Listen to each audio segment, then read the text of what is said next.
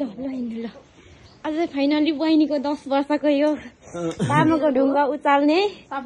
सपना पुरा हुने पर्यो खुसी सबैजना हामी खुसी छौँ कतिको उचाल्नु सक्दो रहेछ अब हेरौँ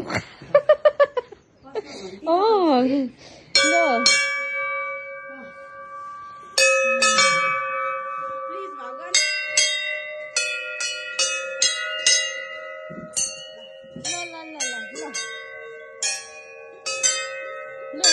साथीहरु सबैजनाले बहिनीले त हल्लाउन पनि सकेन लास्टमा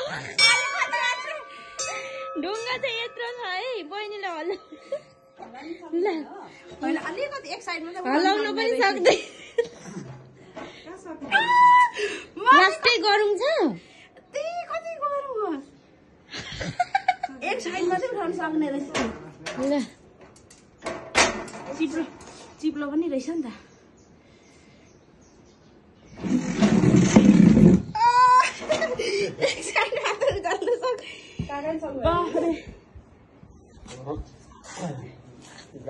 मेरो पाली 10 वर्षपछिको एक साइड गरेर उठाएर जान्छ यतिको वेट रहेछ नि एक साइड उचालिहाल्नु एउटा के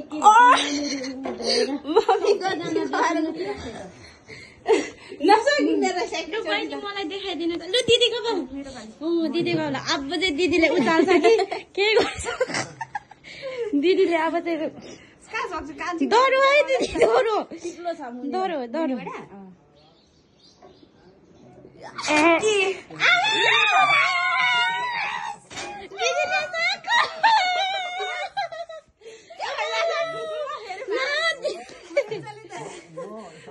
गरम छ ल दिदीले त उठाउनु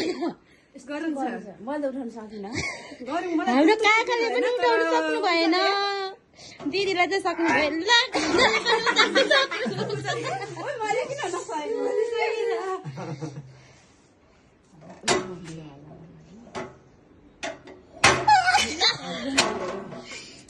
सक्नु पर्ने त बहिनीले झन् साह्रो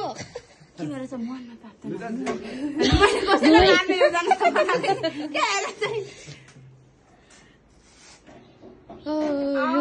खैरले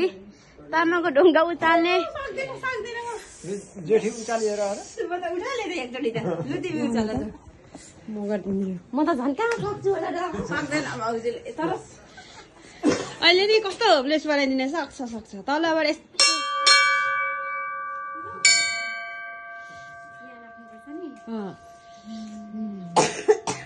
जय बजरंगबली जय बजरंगबली